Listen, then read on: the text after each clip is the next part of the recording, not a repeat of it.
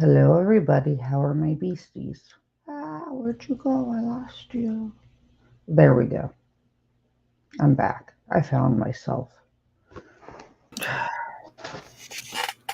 That good, huh?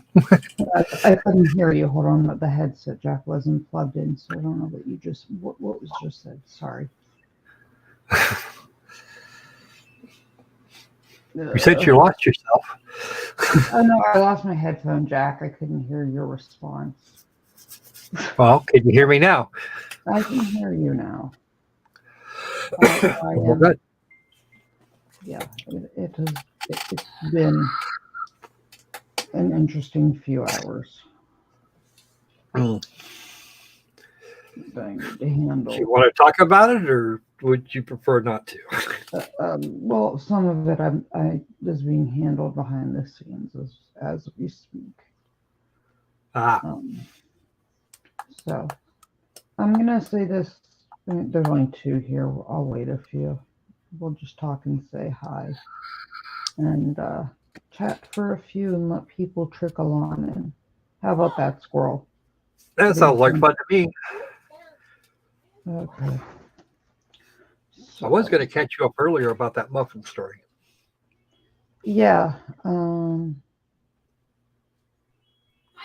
I mean, is it something you have to run by me privately first? Not necessarily. It's just silly Okay, you can in do the it. Let's go for it. extreme. I mean, go for it while I'm pulling some things up. I'm trying not to have like a breakdown on camera. Oh, that good? Yeah, pretty much. That bad, I should say. Yeah, you have no idea. But okay. Not too many breakdowns there, please. I'm still waiting for your wife to answer me. Oh, I should probably walk over there and poke her real quick. Yes, actually, it's not quite what you think there, Michael. I mean, what you two do in your private life's up to you. I'm not gonna, you know.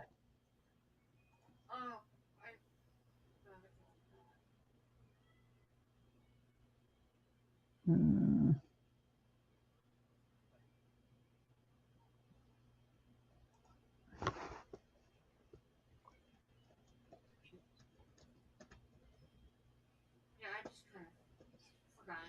just tell her to accept the friend request or whatever.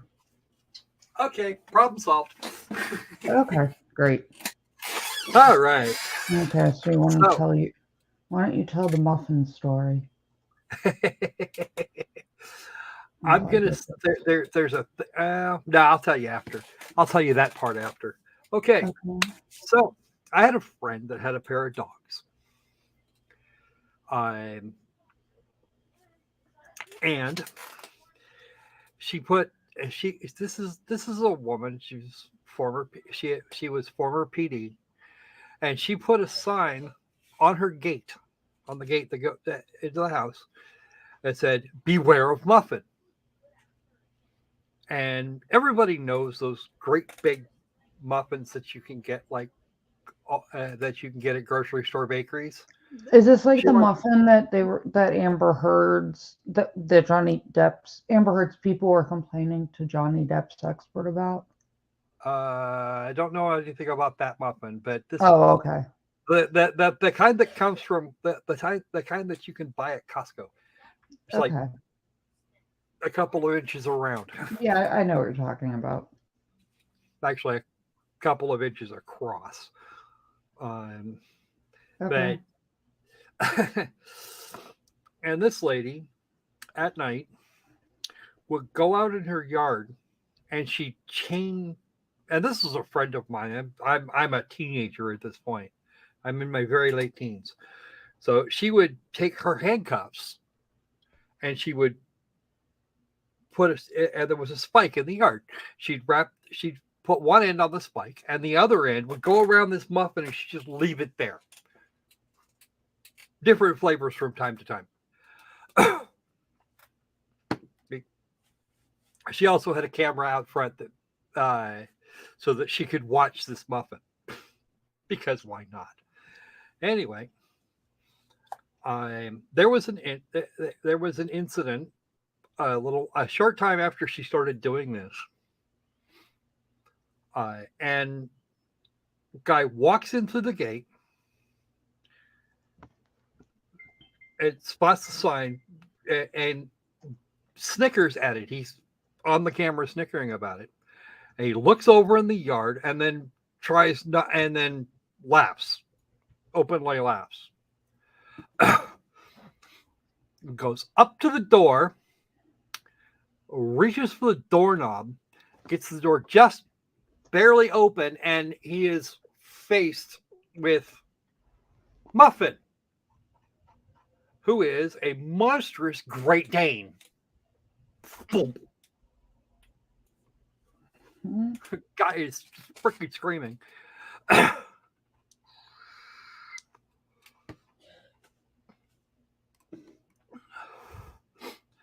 And then the other dog comes out.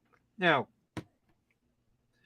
this dog is an undersized Chihuahua. His name is Spike. Mm-hmm. And while Muffin is standing over this guy, he's freaking out. Spike runs up in between Muffin's back legs, grabs this guy just south of his pelvis. You have me so lost. What? Nothing. I said you have me so lost right now. He didn't actually manage to get any tissue that way, but he did tear a nice hole in those jeans. Oh my word. Okay. So we're gonna go back. We're gonna go to guns because I need guns and I need to focus on something because otherwise, I actually have one more thing. Mm-hmm. Great Dane and Chihuahua mixes. Holy crap, those things are ugly. I guess I've never looked. What? I've never looked at them. So they're not particularly common. I mean, I could come up with a few reasons why that would be, but okay. So we have 9 here. So I'm gonna hold it together and we're gonna talk guns because I need to talk about guns and fun things because guns. And brain needs to reset. Where's my currently spiked lemonade?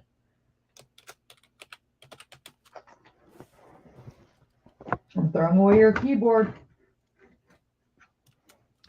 Yes. You yes me. Like I'm not. Don't.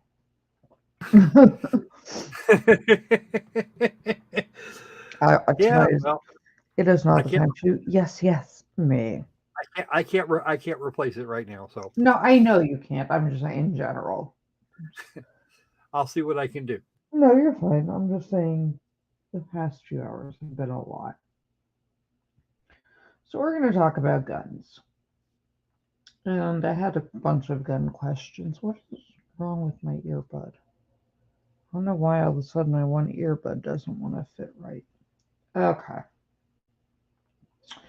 So we're going to talk guns. And everybody keeps asking me the same handful of questions. What's the best caliber? What is the difference in the calibers? Trigger pull weights. Like I keep getting the same basic questions, right? So we're going to address some of them, and we're going to address what the best choice for you particularly, not you, but as a person, what you need to consider, right? And we're going to talk about it. So, guns. I always, oh, will bite my shiny metal ass. See if I can meet your snark meets your taste, don't.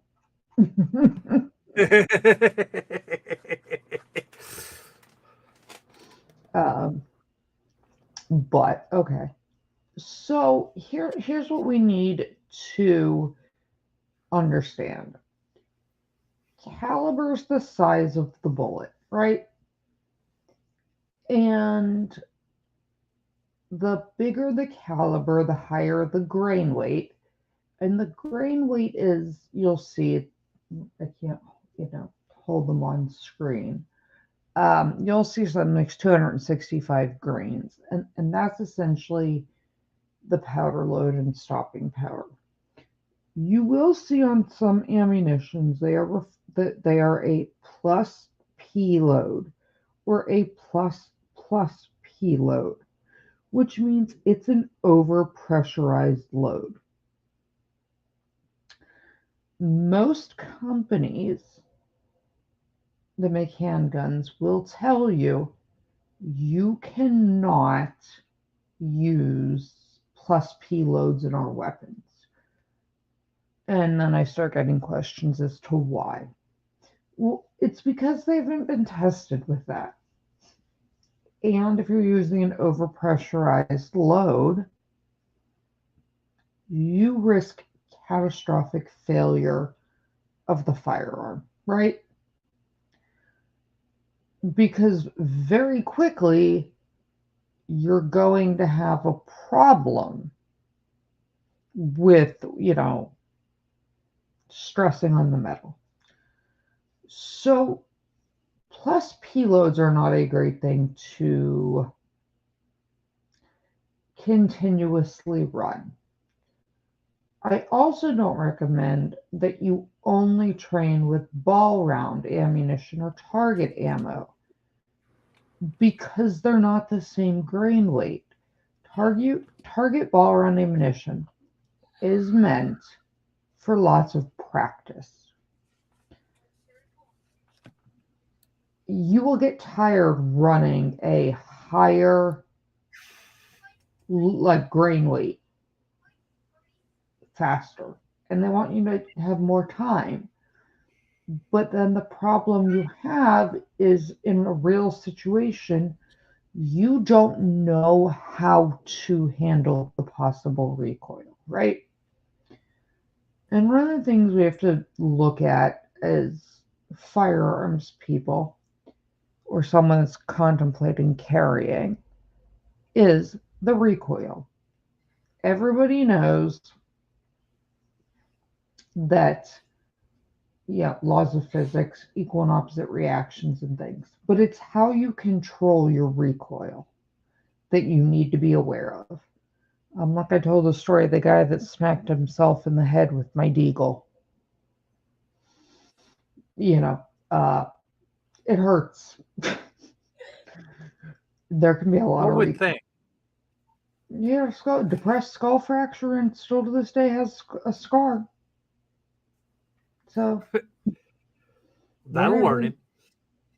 Yeah, just because the girl could do it doesn't mean you can, even if that's your argument. So you need to take that into account. What we also need to take into account are things like recoil springs, right? And everybody likes to focus on my deagle because, how do I put it? It is the most excessive, outwardly appearing firearm I own. Would you say that's correct, Krakow? I'd be more like most excessively ever. It's not ever, but I carry it, so um, why not? Something like my deagle has two gas-powered dual recoil springs. They are heavy. The heavier recoil springs the less recoil you're going to feel with a handgun. The weight of it is also a factor. Um, I've had many people say I can't shoot a 40. I tried this 40 caliber Glock and the recoil was too much, and so I need a 9. No, you're firing a gun that's Tupperware built, that's very light, and therefore you're going to feel more of the recoil. And then they pick up, one of my steel weapons and they're like, oh, that's a lot heavier and the recoil's easier. Yeah, that's the thing. So, what else do we need to take into account and how can we counteract this? And don't make fun of my 40, Michael. You're going to lose. My 40 will see you and raise you any day. You want a cap gun? Let's talk to 25 ACP. We'll get there. Gas porting gets all the ladies. I'm sorry to disappoint you, right? It does not get this lady, and I will laugh at you if you think that's going to get this lady. So, and I have no desire to get ladies, so I don't care about the gas porting, I guess. I don't know. I'll leave that one up to you, Michael. You're gonna have to deal with me drinking, guys. Like taking sips, and you're also gonna have to deal with my wheezing and stuff, and me being short of breath right now. So I'll apologize ahead of time before I get like 35 comments about it. So, caliber, what do we do? You have your most common calibers, right? 25, 9mm, 38, all of this stuff. 40, 45, 45, 44 Magnum, 50 AE, all of this, right? So let's look at the reality. A lot of people like to throw out that even the FBI says 9 is better because they've gone back to their 9s where they used to not ever carry a 9. Here's the thing. The reason they went back to a 9 and kind of moved away from the 40 and 45, it's because of magazine capacity and the recoil and expense. But they did find many 9mm rounds that did better in their testing. So, why? Well, bullets and the kind of ammunition has greatly improved. So, you do get better ballistics to a point with 9, depending on what kind of ammunition you're running. The other thing is, originally they used to use 9mm, but in 1986 there was an issue with the FBI, and they had several incidences, so they moved away from the 9mm to, hold on, I have to see if he's in the chat before I say this. Hold on, because I don't see my comment yet, and I get it all the time, and I want to see if he's here first. Otherwise, I'm going to have to tag him later. Hold on. Let me just break this before I forget into the chat, and if you see him, everybody needs to point him back to this.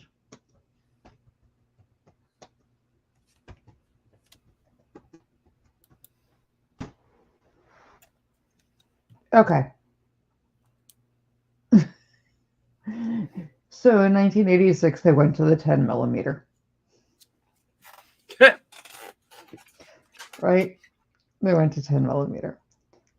Anybody that's looking at that is very confused. And that's because Mr. Hetrick comments at the beginning of every single one of my videos that 10 millimeter is best caliber. So 10 millimeter is best millimeter. yeah, so I had to put that in there. They went to the 10 millimeter. But it didn't really pan out well, and it's not as easily available, and they weren't getting the proverbial bang for their buck. So they went to the Not to 40. mention the weapons are more expensive. Not really. The ammunition, though, is. You can get some cheap guns that are good. I just don't use them often. So they went to the 40 Smith and Wesson. But in the mid 2010s, that's when they went back, right? But that's because you're looking at the superiority between, 25 years or 10 years or 15 years of ammunition evolution. Hold on. Talk for a minute. I need to mute myself for a second. Okay. Okay. 700? I don't think so. I don't know what you're planning on destroying with that, but yeah, no. That'll make that could easily make a lot. If it's anything like the 50 caliber rounds that I got used to, you'd probably just vaporize just about anything you hit. That would not be good. Alien rhinos. Yeah, okay. Yeah, let's go there.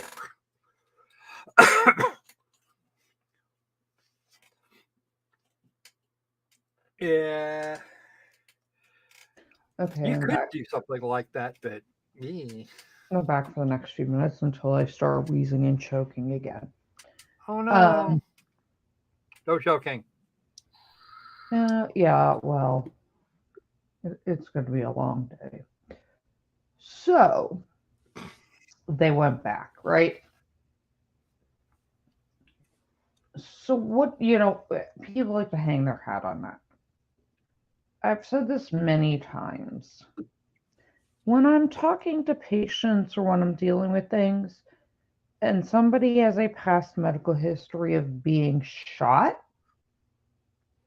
I've yet to run into someone that was like, yeah, I was shot 12 times with a 45. They've always No. been shot with a 9. So, there's that. I personal experience on that regard. The thing is, you need the caliber that you're most comfortable with for one. Lighter does not mean better. Larger does not mean better. If you are too scared of the recoil of your 45,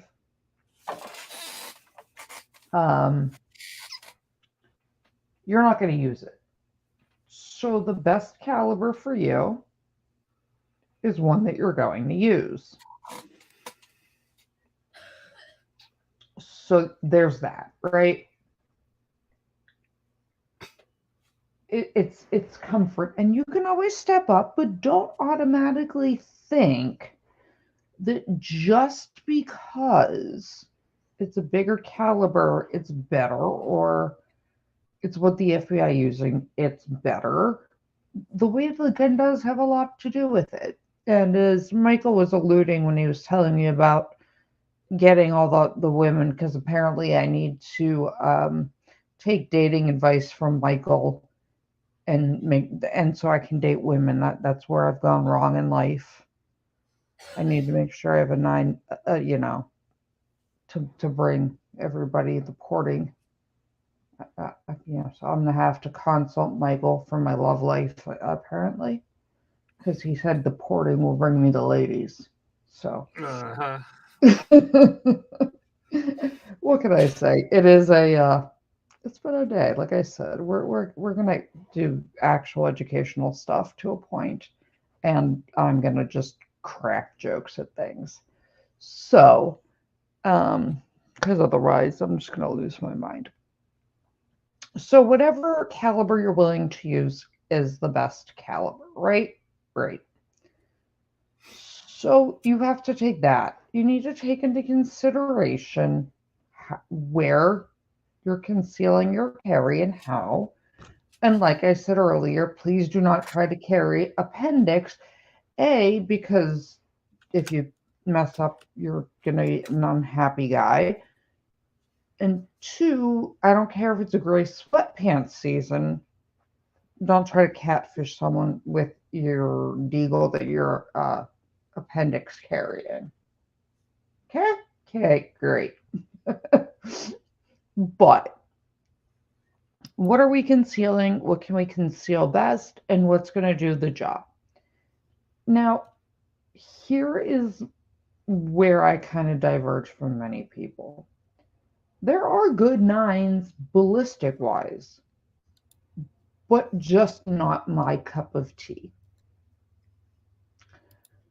But if that's what you're most comfortable using, that's what you use.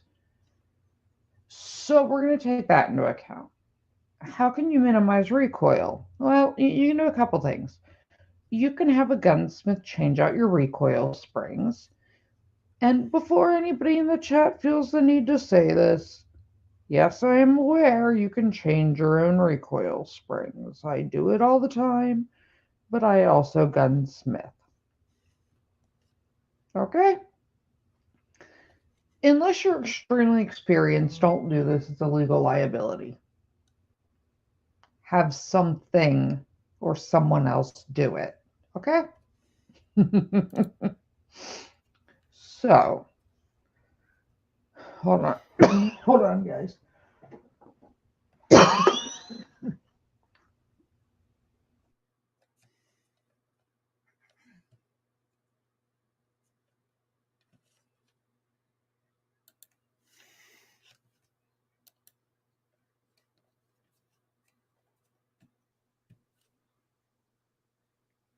Okay, I'm back. Sorry, guys.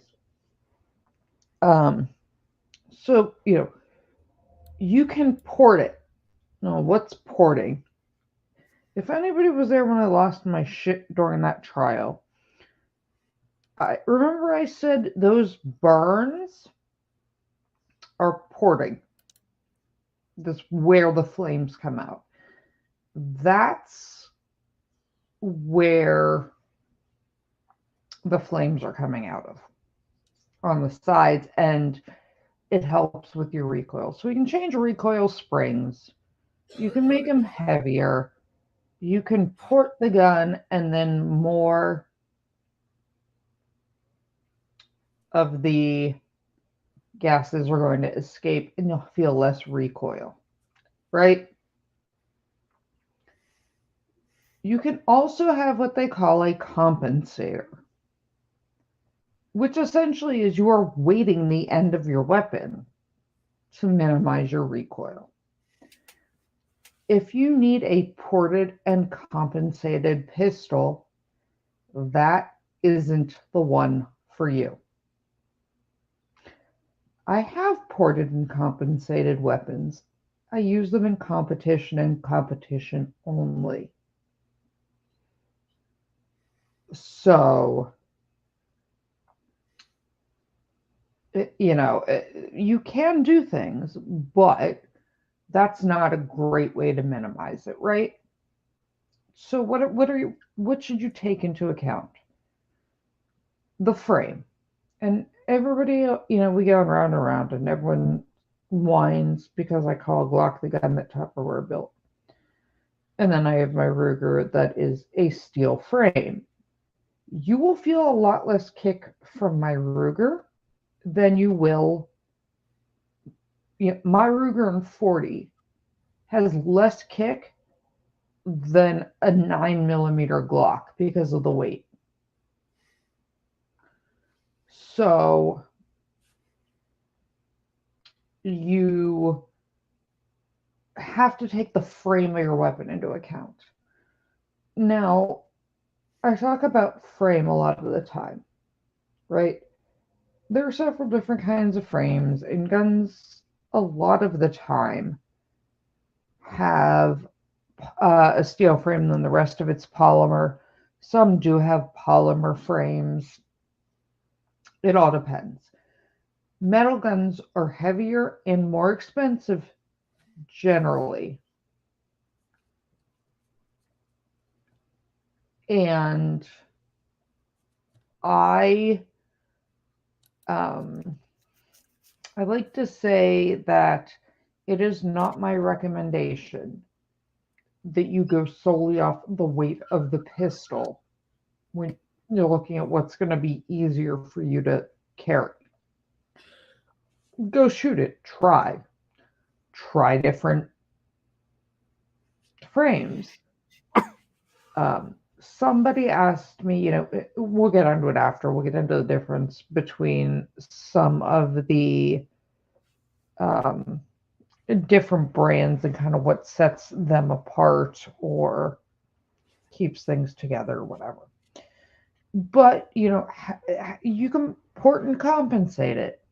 Which I mean, again, that's probably not the weapon for you if you need to port and compensate. But that doesn't mean it's the caliber. It could be what your gun's constructed of. It could be a design flaw. It can also be that it doesn't fit your hand well. And when I commented earlier to everybody, um, when I commented to everybody about it, the lighter the gun and caliber and all of that, the more you feel, right? But it also has to do with the weapon weight. And is it a subcompact? Is it a compact? The lighter the gun, they can all, the lighter the gun, the more it sucks. It is generally. Okay? And Glocks are way lighter than what I carry. So a lot of people will fire my weapon and be like, but this is nicer than the Glock. Yeah, it's a metal gun. It's going to be. And it may be more expensive right now, but you're not going to buy a cheap car seat for your child because you're like, oh, I'll never get into an accident and need it. So therefore, don't buy a cheap gun because you're like, oh, I'm never actually going to shoot somebody with it. You need to think, can I use this? Can I handle this? Right? I'm a big proponent of the 1911. I love my 1911s. And they're great guns. I am a 1911 person. I'd love to get my hands on a 1911. I have a Winchester Gold Cup 1911, which is the original. But trigger, no, it has nothing to do with softies, guys. Let's just no drama in my chat right now, okay? Please. I've been dealing with it for 2 hours. Okay? I've literally been dealing with this for 2 hours. So, just enough. This is one of the few times you're going to hear me say enough. But I have email after email. I know, Trigger. That's why I'm just saying. I know you didn't. No, Trigger, don't leave. Nobody's requiring you to leave, Trigger. Just play nice. I've got it. Trigger, you are fine. Stay, don't leave. I'm just saying everybody jumping on things is not going to happen right now. Trigger, I want to have you here. Please don't leave. I just don't want bickering in my chat right now.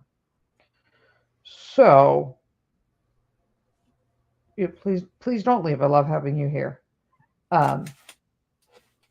I like my 1911. My Les Bear is a 19. It's it holds 19 plus runs. So my magazine holds 18 rounds of 40 caliber, and then one in the chamber. So yeah, there's that. And Trigger, you are very welcome here. Like nobody was trying. Like it had nothing to do with you walking into. You're very welcome here. It has absolutely nothing to do with you. I promise. Um. So I can carry a lot in it, but I also tell people if I need 18 rounds of 40, I need to spend more time at the range. If I can't put you down with that, then I don't know what I should be doing. Right? Right.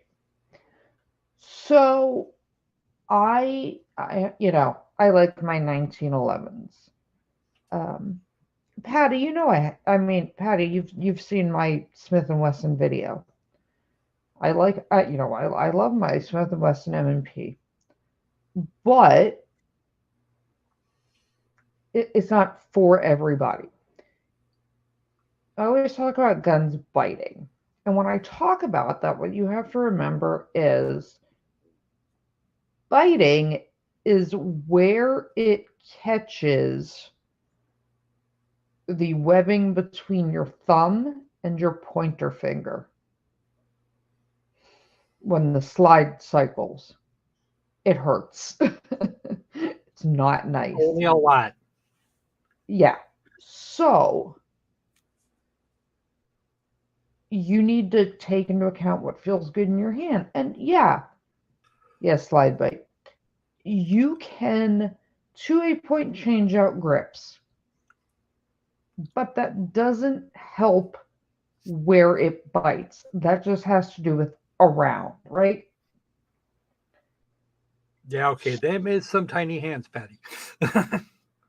Actually, it's the same size wedding ring my mom wears, and I can give you plenty of other weapons that are amazing for people with really small hands. I mean, you have to remember, I was 9 when I started shooting. So if a 9-year-old, like, I can tell you. So that's not really up to it, and it annoys me because I'll get that a lot. Well, it's a woman. She needs this. She has little. No. If it's a little bit too big, you can put some hoe grip wraps. If it's too small, you just add like a hoe wrap or whatever. And you can make them fit. But you also need to take into account your comfort and how intuitive it is. Because if you have to think about your positioning of your hand on a stock weapon or on a weapon, that's one more thing you shouldn't be thinking about, and you won't actually be thinking about when you're faced with needing to use it. That's something you don't want to deal with, right? So that should not be your determining factor. I generally recommend 40 or 45, but if you like your 9, you like your 9, and if you're going to use it, you go with that. So yes, you can get similar ballistics. Yes, the FBI did go back, but now you know why the FBI went back. We just established this. And now you know kind of what you need to take into consideration. So now we're talking, well, what do we do size-wise? You don't need a subcompact or compact pistol just because you're a smaller framed person. It has more kick than a full size, and it can be a big disadvantage. You also have to remember that the shorter, and I know this is going to get clipped, Michael, I mean, I'm sure before I'm going to preempt this. I know this. I know I'm getting a comment from Michael on this one. Um, length matters. The length matters because it's going to affect your accuracy. So if you get a subcompact, you're going to be less accurate than if you have a 5-inch barrel. And I know I walked right into that one. So I'm just gonna own that from the beginning. So you have to take that into consideration, right? You also have to take into consideration, um, where you're carrying it, how you're carrying it, and what your goal is. So we've covered that. Now, what are the different kinds of ammunition?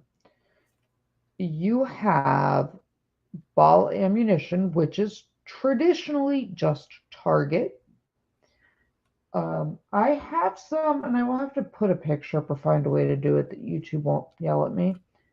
There is a brand of ammunition that glows in the dark. The back of your projectile glows green or red. It fluoresces. And you can see where you're shooting at night. It is actually ball round, though. But then you have JHP, which are the jacketed hollow points. Now, there's thousands of kinds of jacketed hollow points. And everybody that's over a certain age will remember the illegal black talon cop killer bullets.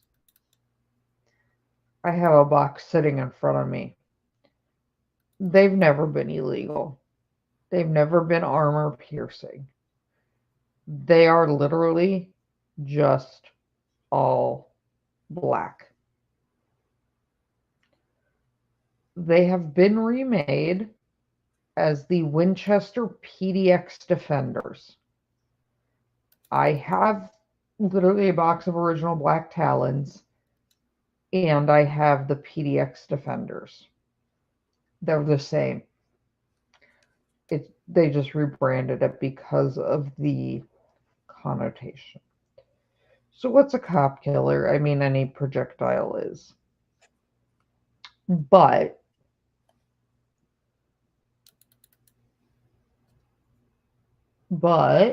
you know,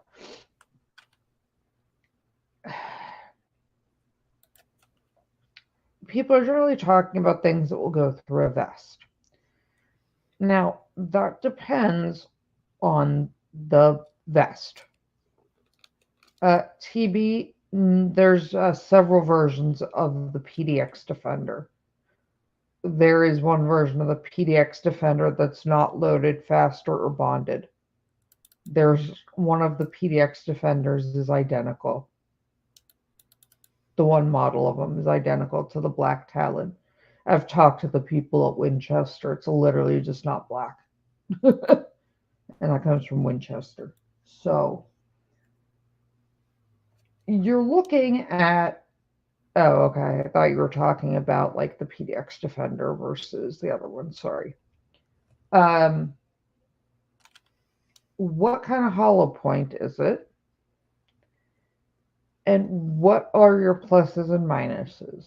Now, the way most jacketed hollow points work is they work like every other bullet, but as soon as they hit something, there's this little spike in the hollow point.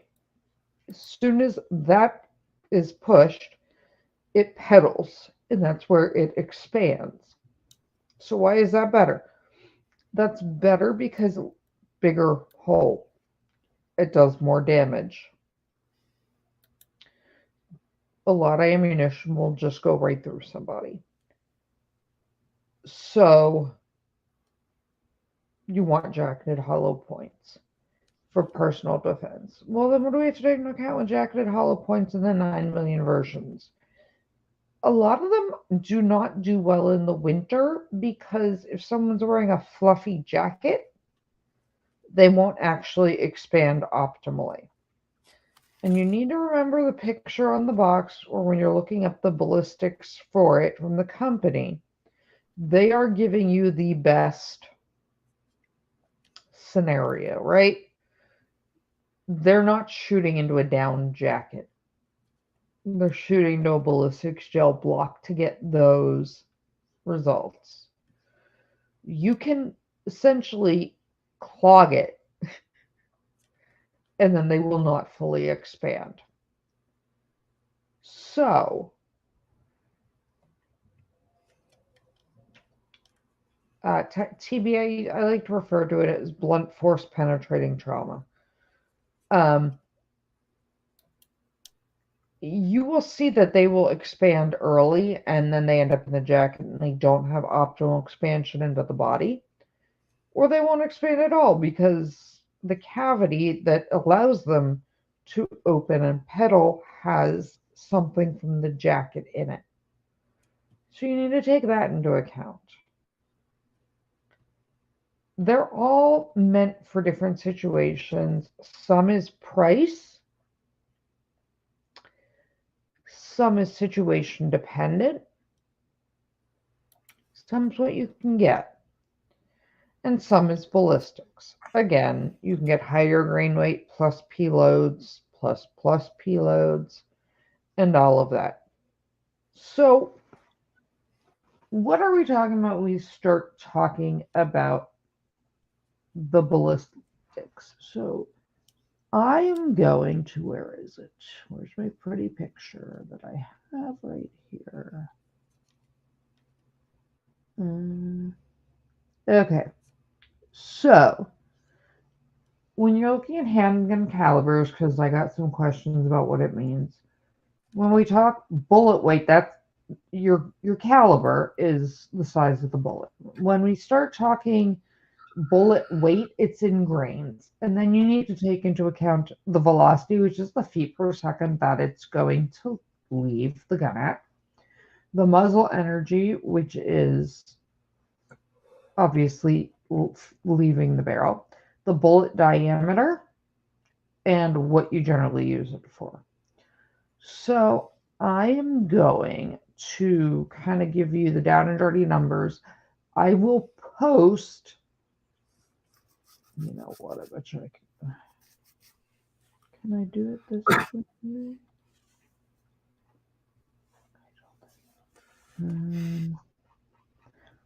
I will post for you. I have a chart that has a lot of the different caliber comparisons and the different brands. Okay, I'll post a link later. So they do make a .17 HMR caliber. I don't advise using that for anything at all, ever. I don't think it'll kill a squirrel. Yeah, squirrel maybe. Not much, not anything much bigger. I You mean, piss them off with that. you're literally looking at a 17 grain bullet that has 245 foot-pounds of force. That's it. That's it. Then you have the 25 ACP, a 32 ACP. And then we get into the more common. So the average 9mm standard, not plus P, ranges grain weight wise from 70 grains to about 150, depending on the brand. Night night, Opal. I'm sorry, is there not enough snark for Opal? Night night. No, he's well. We've got stream. We've got stream tomorrow morning. So Yeah, yeah, we'll get there. Most of the 9mm plus P loads, you're looking at about 147 grains. Well, then we have the 9x23, which is not a very common round. It's about 124 grains. Then we move to the 380s. And 380 rounds are anywhere between 85 and 100 grains of weight, generally in the low 90s. 38 special, you're looking mid 90s to about 160. Then we start moving up to some of the bigger boys. The 357 Magnum, they run between about 150 and 200 grain weight. 357 SIG is about the same into the low 230s. 45 ACP standard is generally about 185 grains, but you can go as high as 250.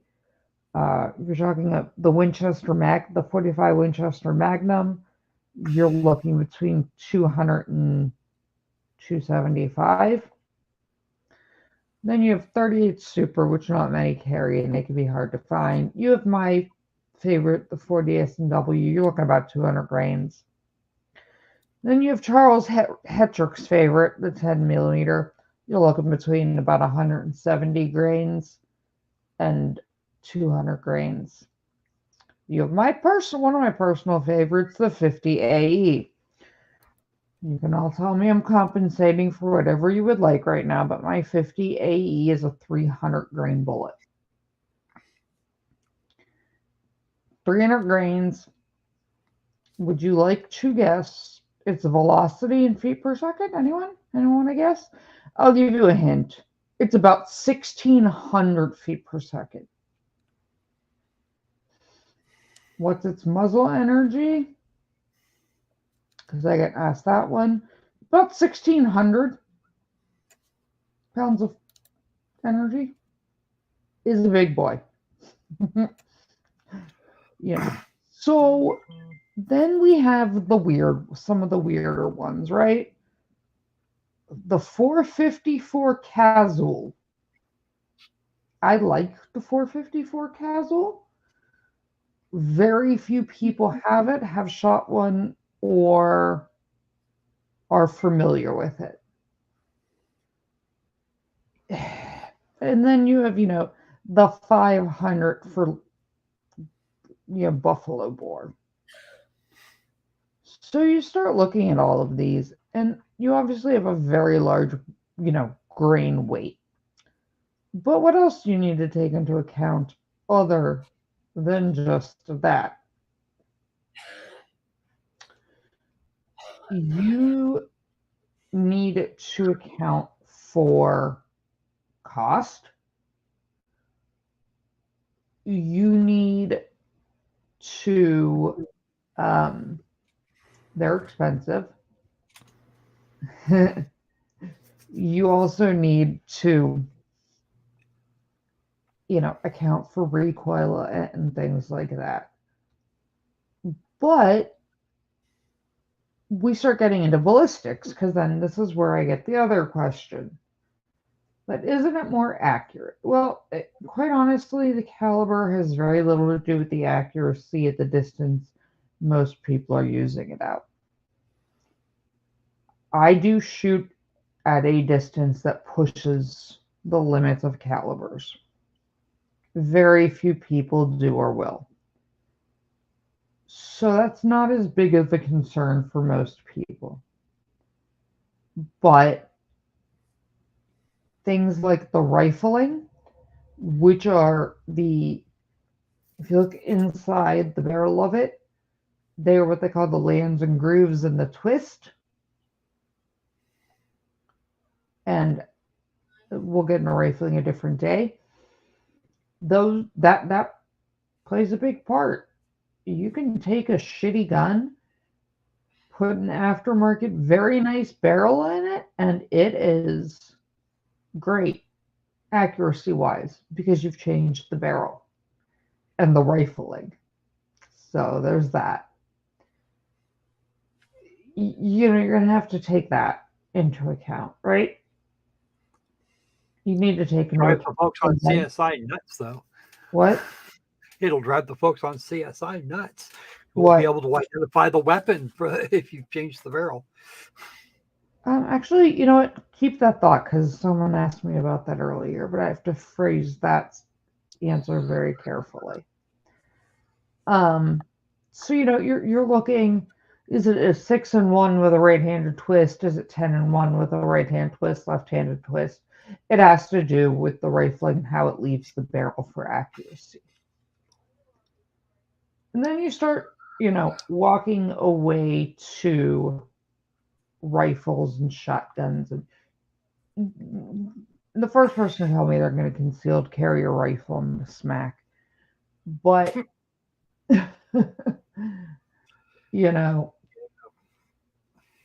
TB, we can talk about the land and groove versus polygonal rifling and all of that.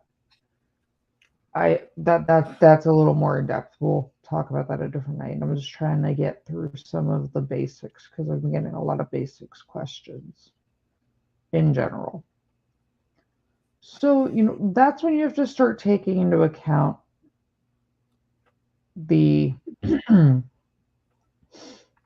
stopping power, your accuracy, the length of the gun, the design of the gun, your sights, its terminal performance, its recoil. There's a lot. Okay? There's a lot. So what can you use? What can you comfortably use? And what is going to work best, right? Whatever you're going to shoot is what is best. Okay? That's the best caliber for you. I find, personally, if someone's a nervous shooter, giving them a slightly bigger weapon that's full-sized makes them a lot more confident than a subcompact because they feel less. And I said something to someone the other day because they were commenting on my deagle, and I said, if all else fails, I will just walk up and smack someone in the head with it. Which would be very effective. It's heavy. It'd be very effective in calibrating your average radon. It's very heavy. You can knock someone out with it real easy. So most people I know would faint dead away at the sight of one. So what? Most of the people I know, at least around here, they'd faint dead away if they saw one that wasn't on a screen. I mean, you've seen the pictures of mine. Everyone's seen me manhandling mine on my Instagram and stuff. I think I even have my nails done in one of the pictures. So it has nothing to do with it. You want a gun that fits your hand well and that you can control. Now, the other thing to consider is how you're going to hold it. Some people are a big fan of what they call the cup and saucer method. And that would be you're holding the pistol and you put your hand under the bottom to stabilize it.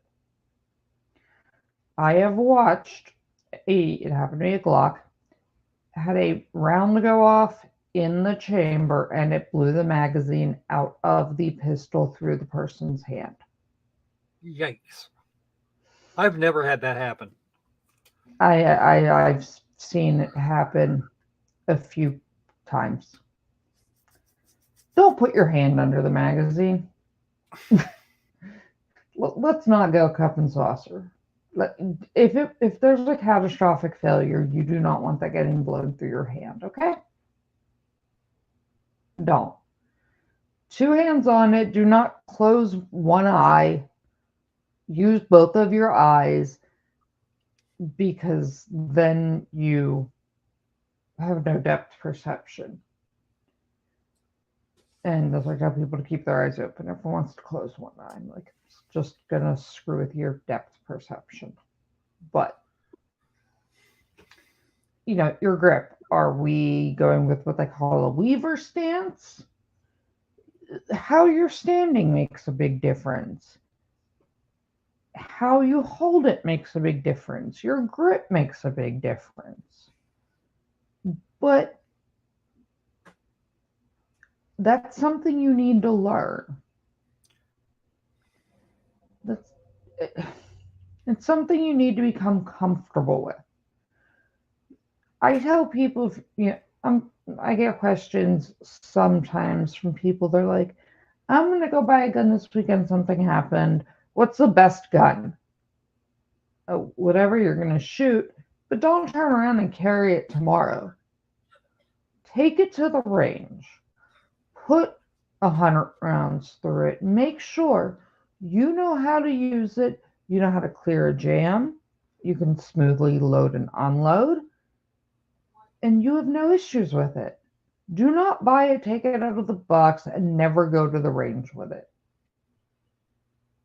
Because then the first time you use it, you're going to have a problem.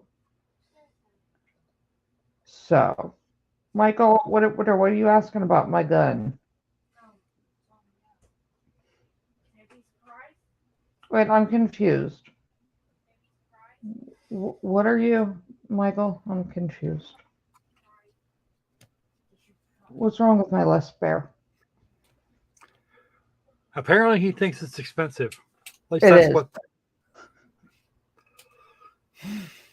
It is. You know, take it, take them for a test drive. Go to a range that rents. Ask a friend that you can try a bunch of their guns before you commit to it, and then learn what you're doing. So in an emergency, when your adrenaline's high, it's second nature. So we have that to take into account, right? So we've talked about the different calibers and why. Let's discuss optics very quickly. You should be fine shooting with standard sights. If you want tritium night sights, that's fine. You do not need a hollow sight. You do not need a red dot sight. If you need those to hit your target, you need to go practice. Other ones fail. You shouldn't be dependent on it. If your sights fail, then what are you going to do if you've only ever fired with a hollow sight? Do I have hollow sights on weapons? Only on my race guns? Do I have very specific optics on my rifles? Yes, I even have a computer on one of them. But that's not my sidearm. If I tried to walk around with my Barrett,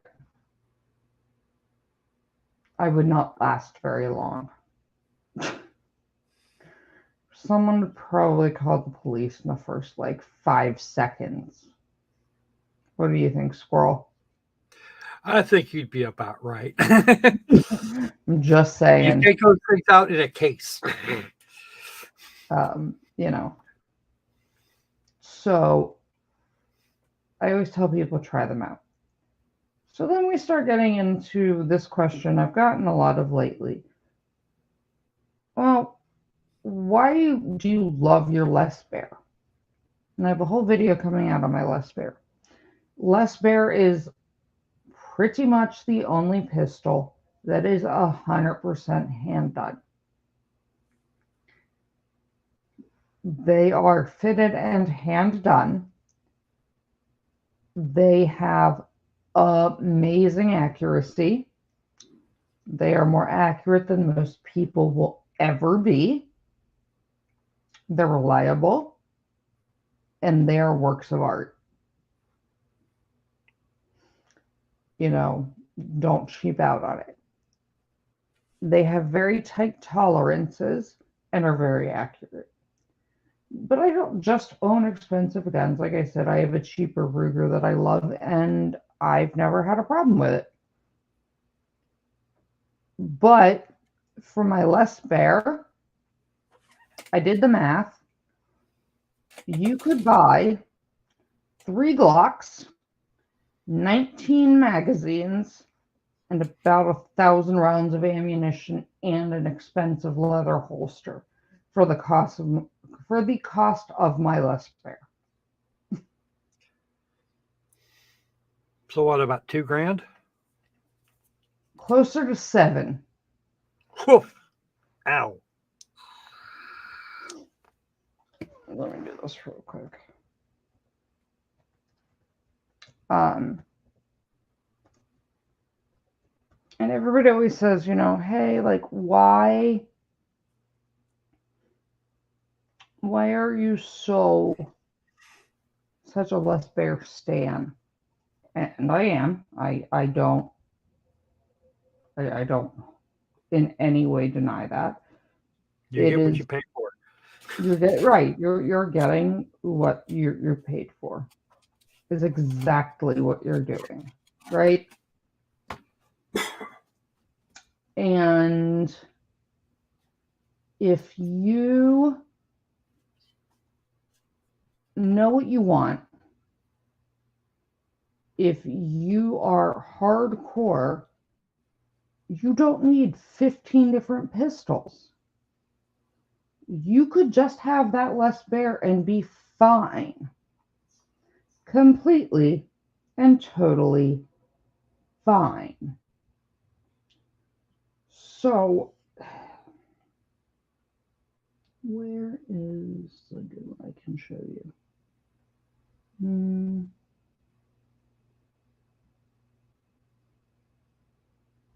We'll go with this one.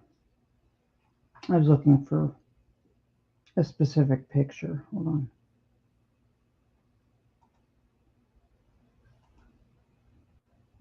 Mm-hmm.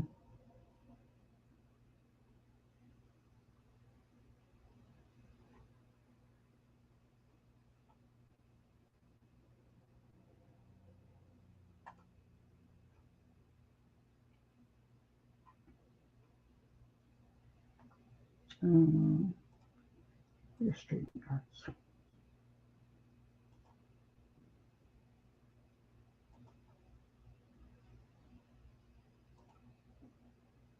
Mm-hmm.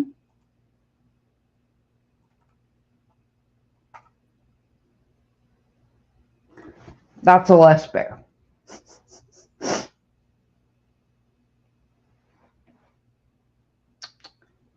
Isn't she pretty? It's a $4,000 gun. But it's hand done.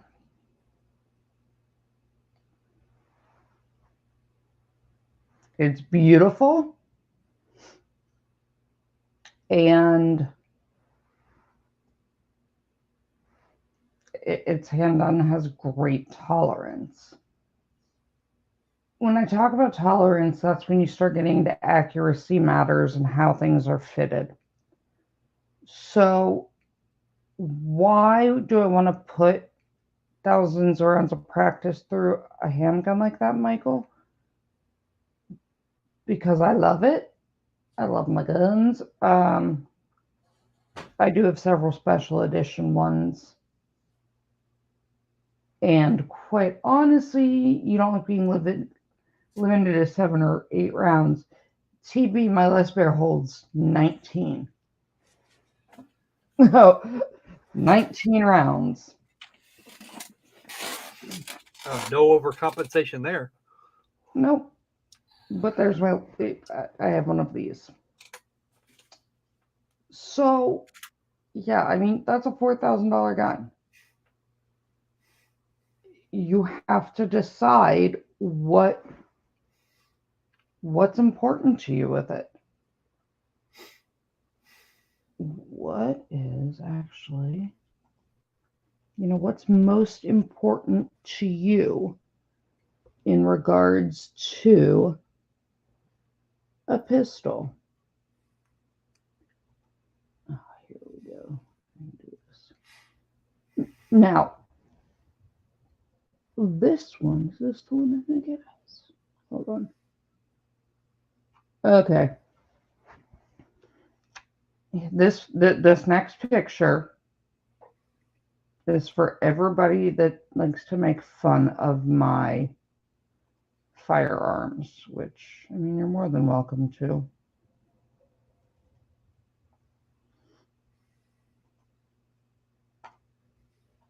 There you go. That's my hand. And let me do this so you can make it a little bit bigger. Okay. There you go. That's the deagle.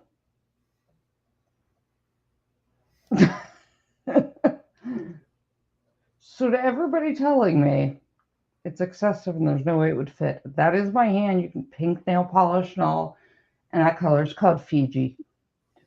But that's my deagle. Fits my hand just fine.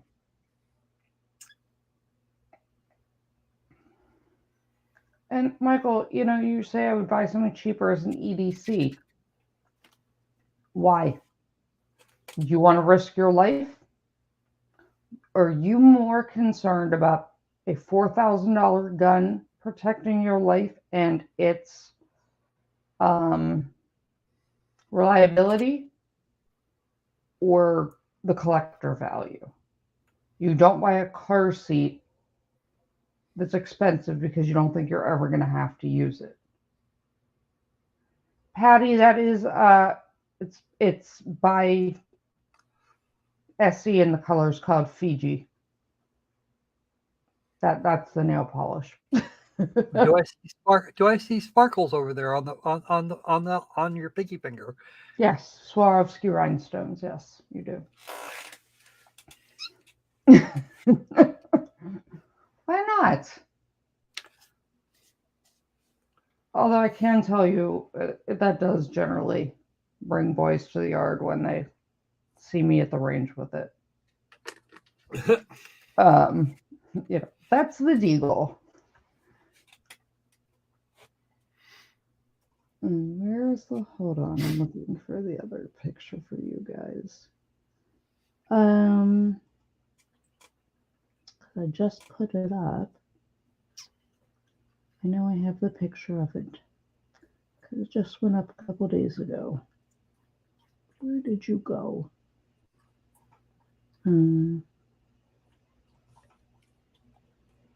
That's not what I'm looking for. That's not what I'm looking for. Don't you love when you can't find what you're looking for, but you know it's like right there somewhere? Because you become an idiot that day, which is me right now. So, let me see something.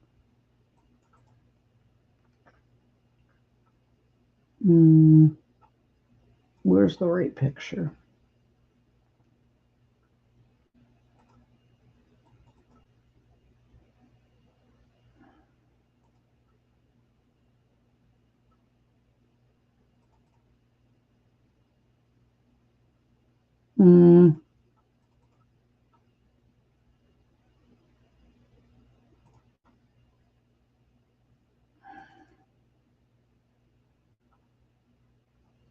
Okay, this one. That won't work. Yeah, don't. I can pistol whip you if need be with it. That is a theory of mine in life. Okay, here we go. There's me.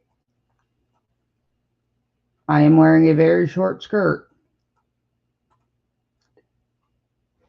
There's 2 desert eagles concealed in that picture.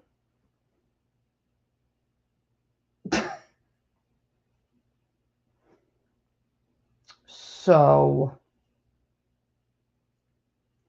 I'm not printing. It's easy that, you know, you just have to know what you're doing, right? So, it has nothing to do. Your luck would not be $7,000 less spare in a misfire. They have reliability guarantees. So, you know, it's what you're using, it's what caliber. Now, when we start talking about for home defense, I do not tell anybody that I think a pistol is your best self-defense weapon at home. I tell people all the time to go shotgun or rifle at home. It's easier in the middle of the night when you're half asleep to grab a shotgun and aim it towards a door. Right?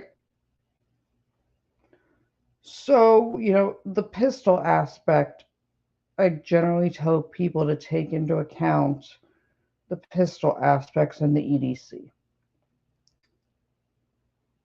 And, if you're really worried about home defense, go rifle or shotgun. So, now we've covered calibers. Now we've covered bar. We covered calibers. We've covered what's best. We've talked about different kinds of sights. You need to use what you're most comfortable with and what you will consistently practice with. You also need to take into account what kind of ammunition, and if you're in a certain state, because states have magazine restrictions in certain states. So that's when you have to start,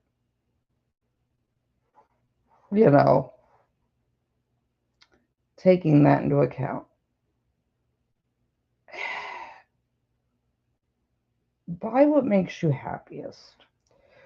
The other question I get, we were talking about it the other night, is triggers, right?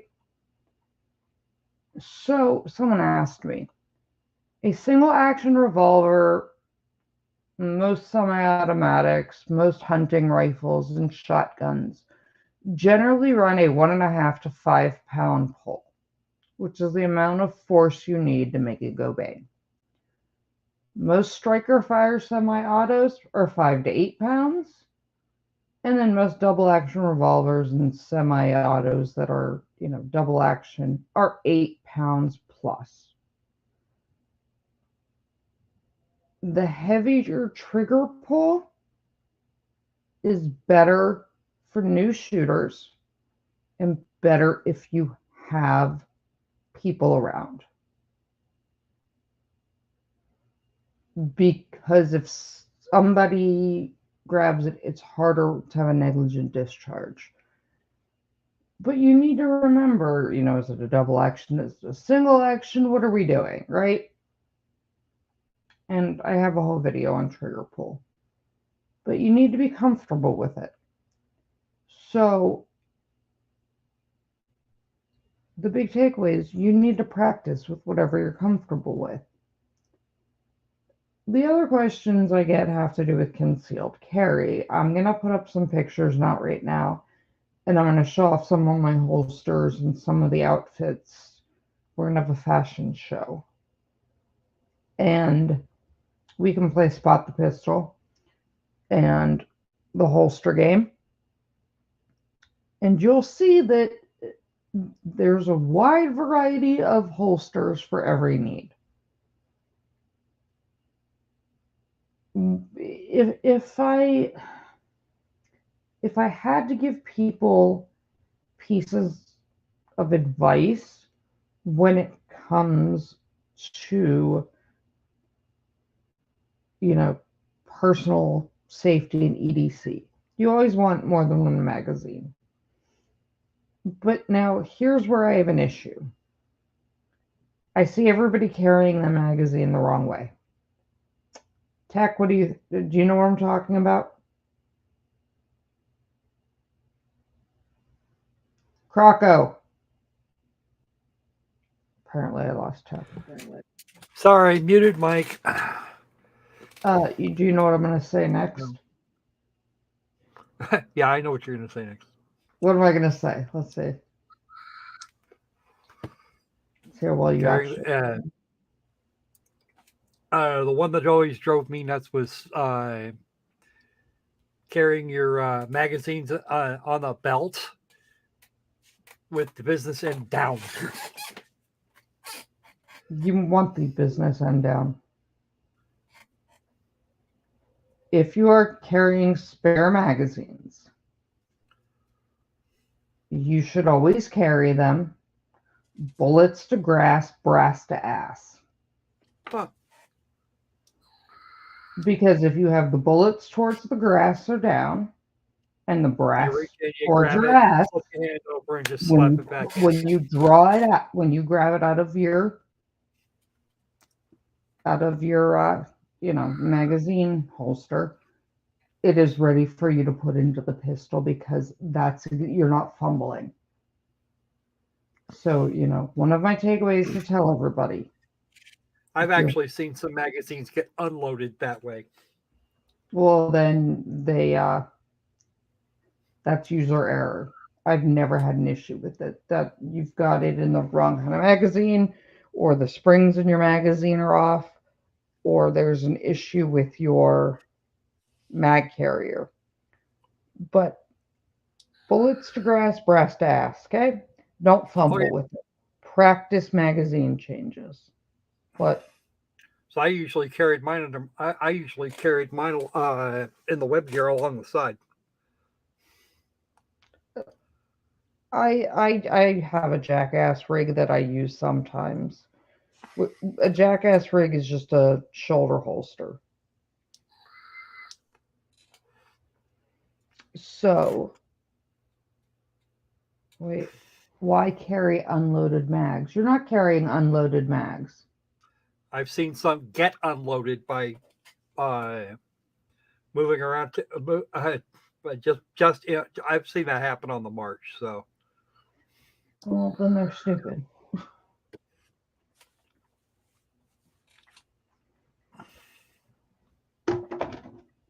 And then you have your retention or your spring off in your magazine. well, we were replacing magazines on a regular basis anyway. Right, but I'm just saying. Bullets to grass, brass to ass, right? Yep. So that's how you need to carry it. Always carry a spare magazine. If you need that many bullets, prep a grenade.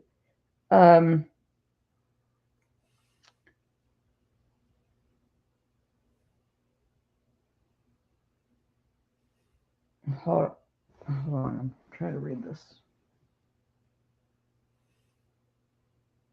Yeah, TB, a lot of people do it backwards, but then you're not going to do well with mag changes.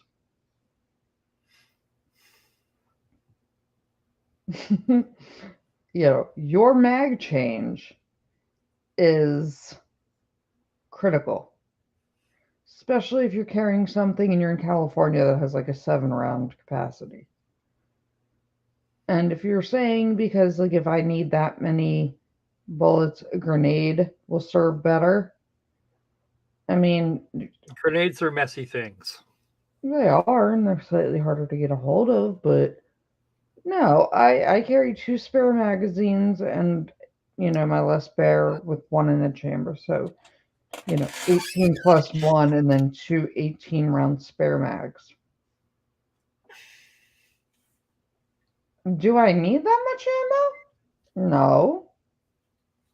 But I never know. I mean, like the toaster could talk to you tomorrow. Who knows? Decepticons. Yeah, try not to kill the toaster too hard. Why not?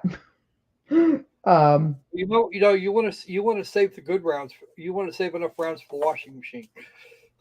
Yeah, I guess I don't need that many, but if I'm going into a situation that's an active shooter,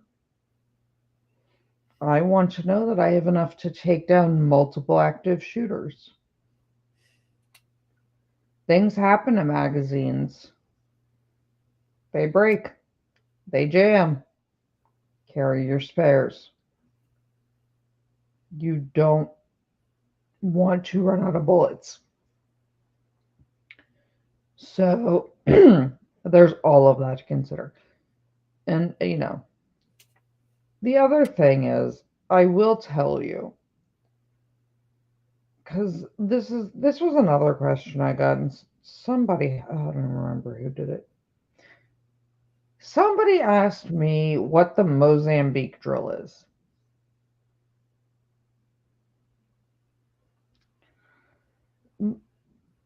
Mozambique drill is known as 2 to the chest, 1 to the head. And many police departments and armed services teach the Mozambique. Why is it caused that? Well, because back in, it was in Mozambique and it had to do with one of the military conflicts. You would run into people that were so high on drugs, they would absorb 9 or 10 rounds of 9mm and keep coming. And that was the only way to stop them. I also, when I teach my gun classes, my gun safety, I tell everybody, do not stop shooting until the magazine is empty. Don't. Keep firing.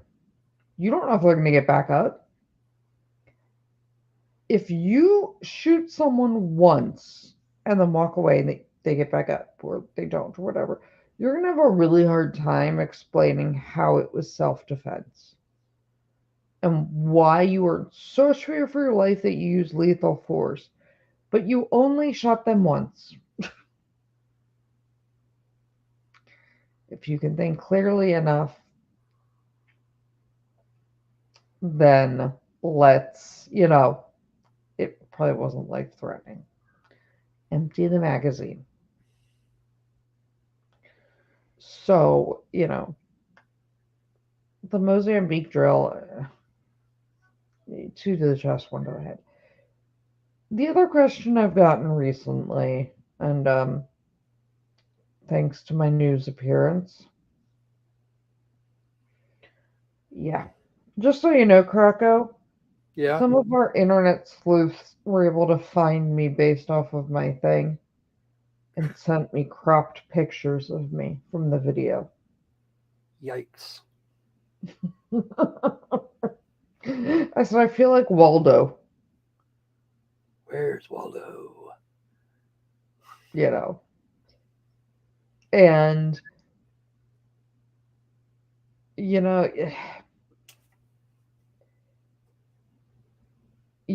need to take everything into account, right? If why do you use such a big caliber? Because I'm going to punch a hole in a concrete block wall, or I'm going to shoot you at 1.75 miles. May the odds be ever in your favor. So, you need to take that into account, though, because I've gotten into it on scenes where people have said, just take the shot. Okay, but I need to look at what's behind the shot. Yes, to answer everybody's favorite question, I have shot little stupid things with that. I shot a squirrel. It ended up as pink floofy mist.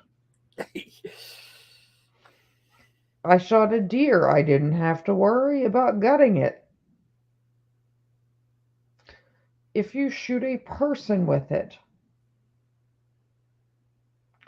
it will generally leave 2 halves of a person. So keep that in mind.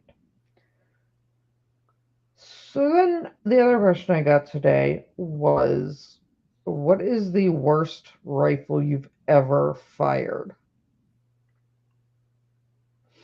I'm going to ask you, Krakow, what's your least favorite rifle you've ever used?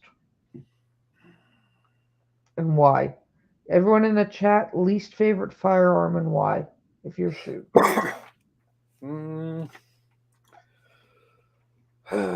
Let's see. I'd probably have to go with the M16. Okay. It's the reliability of the original M16 models are just terrible. Okay. And accuracy at any real range was worse. You would think about getting that thing wet, it'll jam. You look at it sideways, jam. The A1 and the A3 were better, but Yeah. the original M16 was just crap. And on top of that plastic stock, yeah, no, bye bye. Okay. Your least favorite's a Les Bear. Watching you. How many of those Les Bears have you gotten to shoot? I want to know about your why, about how it's your least favorite. You tell me. So, the worst one for me is a 300 Win Mag that was a featherweight. Ooh, Broke my collarbone. yeah. So there you go. Yeah, I broke my collarbone. And that shouldn't be your least favorite because of cost. But yeah, I broke my collarbone with a 300 Win Mag. I've also broken my collarbone with a 300 Blackout because they were on featherweight rifles. That sucked. So, you have to take all of it into consideration, guys. And it's a highly individual thing. Rent them if you can. And, practice. And to answer the question of like, what do I think's best, one-handed or people with nerve damage? I really think if you can find like the old school Ruger P91 or P89 or any of the old school Ruger P series, they're extremely reliable. They're a metal frame. They're really easy to control. Or like a Winchester Gold Cup or anything that's got a heavier frame that you can control. If you are shooting one-handed because you can only use one hand, you want a slightly higher weight weapon because it's going to reduce your recoil. So, there's that for the people that have been asking. I'm not a big Walther fan. I have told the story as to why I will never, ever, ever own a pistol from one of the other custom companies. I've told that story. And you vote and speak with your money. And I will leave it at that with why I will not own certain ones. I can say yes, I do love Les Bear. Les Bear sponsors a shooting team. One of the coolest things is though, the Les Bear team is all female.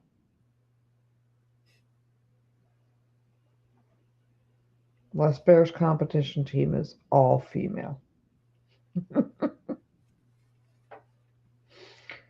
So if that says anything. But yeah, guys, it's what you're comfortable carrying. You need to practice drawing. You need to practice with it in a holster. You need to practice changing mags. You need to practice drawing. And then start worrying about the extras. How's that? You need good fundamentals before you should be carrying about if you have a custom pistol. TB, what's got to be a sight? The all-female team? That's what I assumed he was talking about. It is. And I will tell you, they shame the military teams at competition.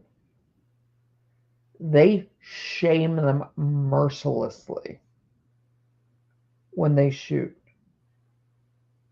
You want to see some phenomenal shooters? The ladies he has. I damn. Damn is all I gotta say. Um, but and there's nothing to do with looks. Women actually have better physiological control of their body, so you're a better shooter physiologically. You think night sights are overrated? Use I would attack. prefer a night sight to attack light. Yeah, go with tritium night sights. No, don't tell me don't shoot in the dark. If I see you with a tack light, I'm going to shoot at the light. Just like if you have a red dot sight, I can follow it back to where you are. So you need to Well, that remember that. doesn't take much. You get people out there in the weeds that just have to light up, and that doesn't do very well for them. I've got them, they don't light up the room. I don't need to light up a room, but I can see where your light's coming from. Yeah, nice little white dot. You don't need to light up the room by any means. I have my Les Barra's night just at the 3 dot tritium site. I mean, there's a time and a place for everything. My Barrett has a bore on it, a bore with loopholes. If you want to go up against me with my rifle with a bore, good luck. I'll give you a head start. At that point, there's no need to run. You're just going to die tired. You know, um, you're not going to you're not going to outrun me with it. And the thing is, I'm not fundamentally against, I say, with the lights, because reality is, if that's what makes it easier for you to feel comfortable, shooting, then great, do it. But you better be damn accurate.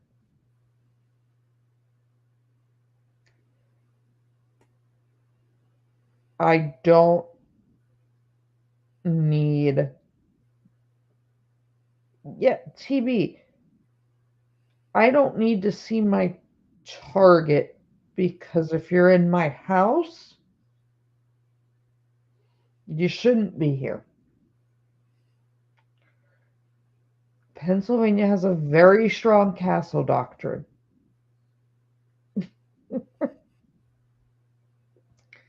A very strong one. And, I said I've been shooting a long time. One of my original shooting coaches was a Vietnam era sniper. And he made me learn blindfolded at one point. So I'm fairly good in general direction. But yes, you need to identify your target. But if you're asleep in bed, I don't give a shit about seeing my target because no one should be in my house. How's that one? You know, you don't need to identify your target with a light.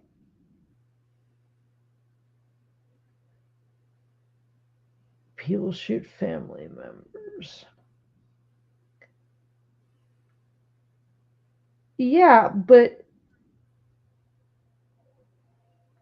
if people shoot family members without seeing each other well, that's how you have trained your family. And um, I know that sounds like a puppy, but for example, without giving away too much of my personal life, my tiny human knows that if mommy tells her certain things, that she goes and locks herself in a closet.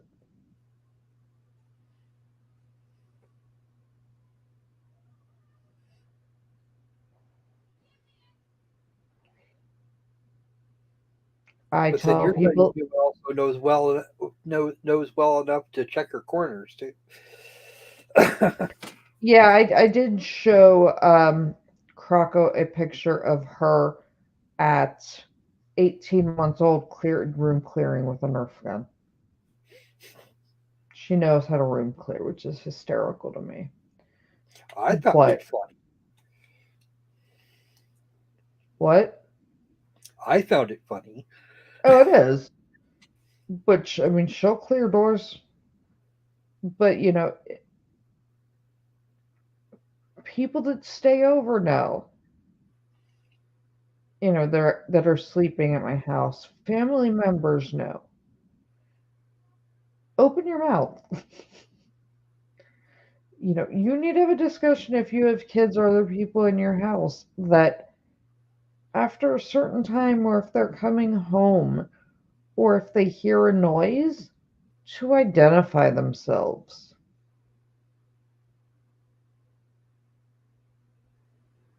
You know, identify yourself. Um, I am not going to turn my light on and then fire. My bedroom is placed that it forces you into a fatal funnel.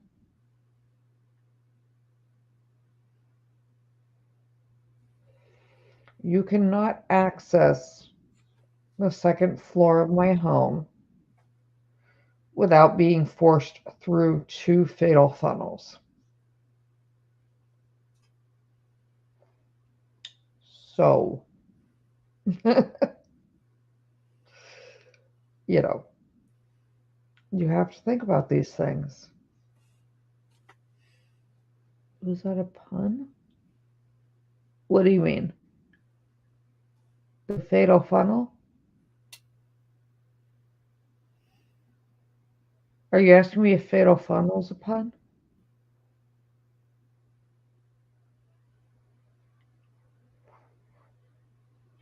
And yeah, prearranged rules are what you need. When people stay over, I tell them all the time. Like, I have people stay over. Oh, ha. So, no, the fatal funnel is what's under the fatal funnel is you have to. Croco, you want to explain fatal funnel? Or you want me to say it? It's where you're pinned in on both sides. You can't move very far in either direction. Whereas somebody at the end of that can take a position where they can just gun you down like nobody's business. So, again, without discussing my house too much, I have a cathedral entryway. You have to walk upstairs, and that make a 90-degree turn, that have floor to ceiling walls at the top. And when I open my bedroom door, I am face to face with the stairs. You have to operate in that area to get to the second floor of my house. I will see you long before you can see me, and long before you have access to me. You will be dead before you make it around the corner.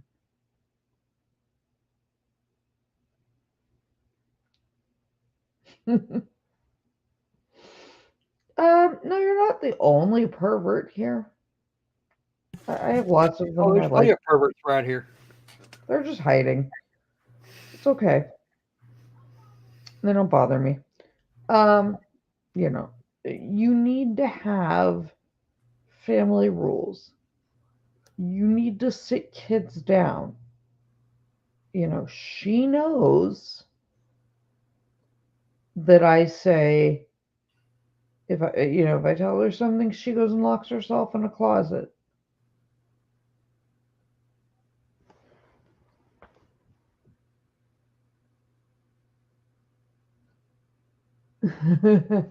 You're not seeing anything about the inside of my house without me knowing you're already here.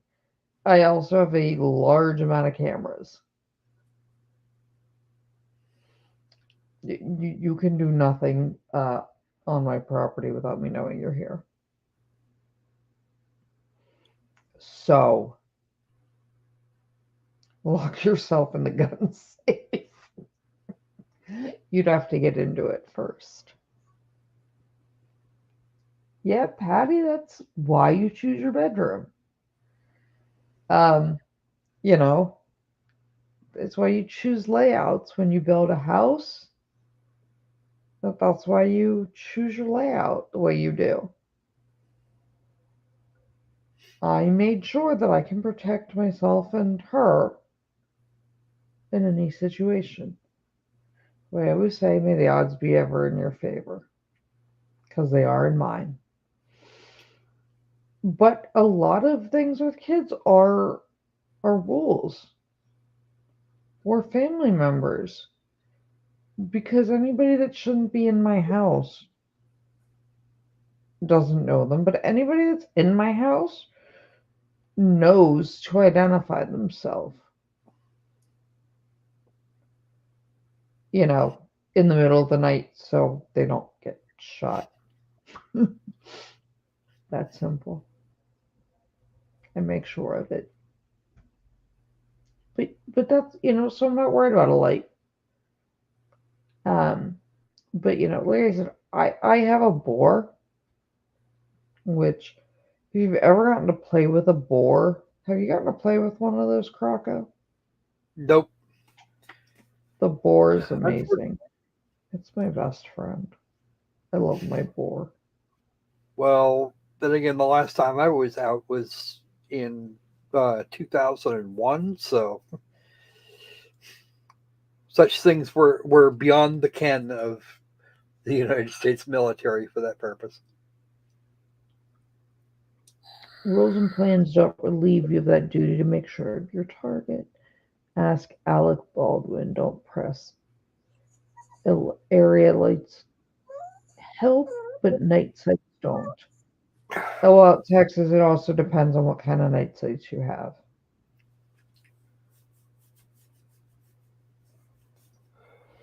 There's more to a night sight than a three-dot night sight. You can have a green hollow sight if you need one. But mounting a light to your rail is stupid.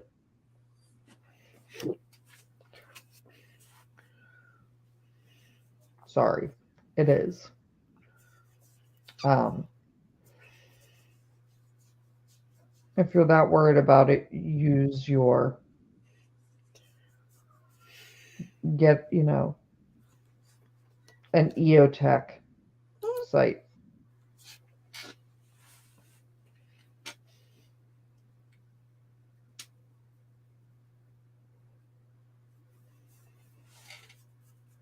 House rules don't apply when you're outside either. You can't operation plan anything.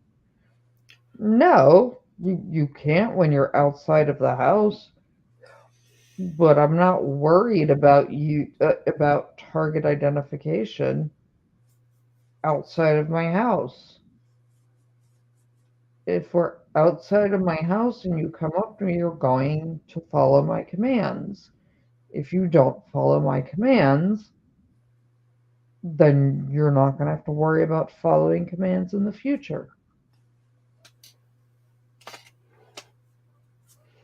And I do have a handheld light, but a lot of people were saying, oh, just rail mount one.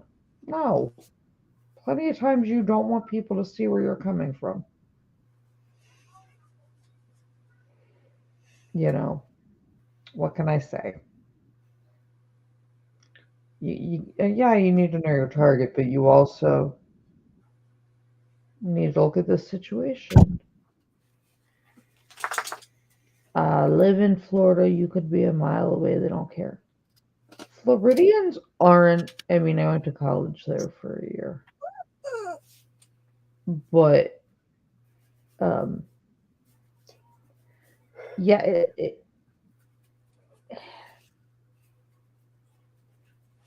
I will leave my general comment with something my father always says. Um, don't pick a fight with somebody that's going to end it from a different zip code.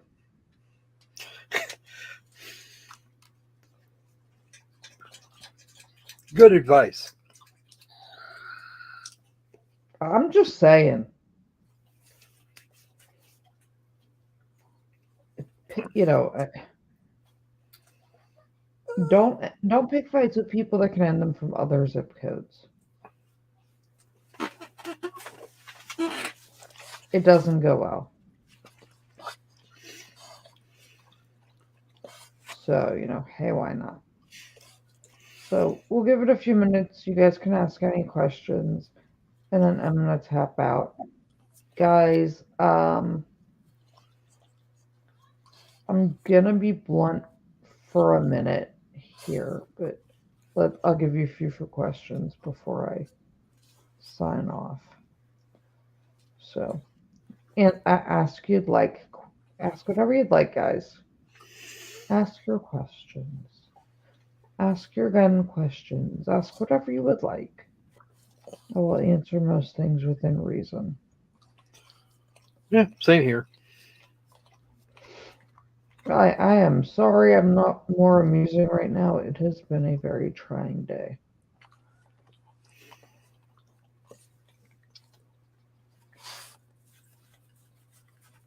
Yeah, Patty, my dad is an interesting person.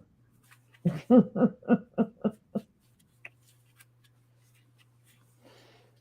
know, my dad's epic. My dad's epic. And God bless that man for putting up with the hell I put him through.